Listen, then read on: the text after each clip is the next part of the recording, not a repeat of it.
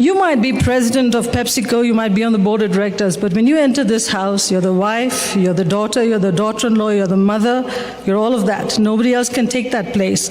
So leave that damn crown in the garage and don't bring it into the house.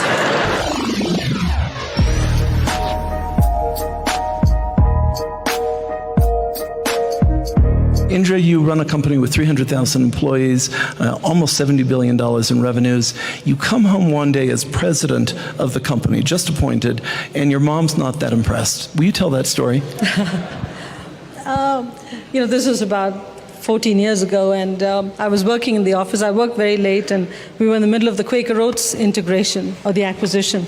And I got a call at about 9:30 in the night from the existing chairman and CEO at that time, and said to me that, Indra, we're going to announce you as president and put you on the board of directors of Pepsico. I mean, I was overwhelmed because, look at my background, where I came from.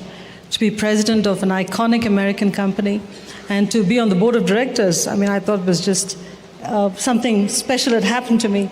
So rather than stay and work till midnight, which I really would have done because I had so much work to do, I decided to go home and share the good news with my family. So I got home at about 10, parked the car, got into the garage, and my mother was waiting at the top of the stairs. And I said to her, Mom, I got great news for you. And she said, well, then let the news wait. Can you go out and get some milk? I said to Mom, look, I looked in the garage. Looks like my husband is home. What time did he get home? She said, 8 o'clock. I said, why didn't you ask him to buy the milk?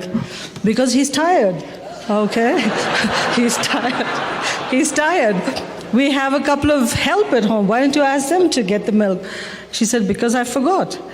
I said, okay, fine. She said, just go get the milk. We need it for the morning. So I, like a dutiful daughter, I went out and got the milk and came back. I sort of banged it on the counter and I said, I had great news for you. I've just been told that I'm going to be president and on the board of directors, and all that you want me to do is to go out and get the milk. What kind of a mom are you? And she said to me, let me explain something to you. You might be president of Pepsico, you might be on the board of directors, but when you enter this house, you're the wife, you're the daughter, you're the daughter-in-law, you're the mother, you're all of that. Nobody else can take that place. So leave that damn crown in the garage and don't bring it into the house. Now, I have to tell you, David, I've never seen that crown. I've never seen it. Between my husband and my kids, they've hidden it, so I haven't seen it ever. Now that you look back, Indra, could you see that your mother was ambitious for you? Was she ambitious for you? And how did she convey either ambition or the possibility that the world was your oyster? We grew up, my sister and I have an older sister that's known to many people here, and very smart, a year older than I and myself, and we have a much younger brother. The two of us grew up in a very, very strict, conservative family. My mother never went to college because her parents didn't have the money to send her to college, and she was very smart. So she lived her life vicariously through the daughters. She would ask us to dream and be whatever we wanted. At the same time, she would say, at 18, I'm going to find a guy and marry you off. So it was this constant conflict at home. She's going to find a guy and say, you got to marry him. At the same time, she says, dream big. Every night at dinner, we would sit down and we would eat first, and then my mother would sit down to eat, and she would ask the two girls to prepare a speech on, if you were president of the country, what would you do? If you were prime minister of the country, what would you do? At the end of the dinner, we had to give the speech, and she would decide who she's going to vote for. So here is a mom who's suggesting all these and putting us through the paces on these aspirational jobs.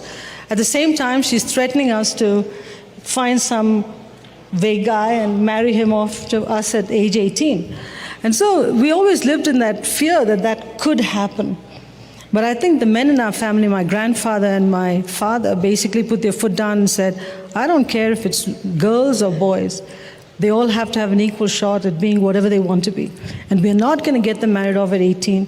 We're going to let them do what they want to do. Was there ever a moment when your mother stepped back and said, comments about the crown apart, I can't believe what you've done, Indra. What a wonderful run this has been. Sometimes. Can I say it for you? Beg your pardon? May I say it for you? No, I'm sure deep down inside, she's very proud. But I think it's the South Indian Brahmin tradition to always pretend that you're not proud. So she will always hide it and tell me things like, don't forget your family, don't forget your husband, don't forget your kids, don't forget me, don't forget your mother-in-law. That's all she says to me all the time. But deep down inside, I'm sure she's very proud. Yeah.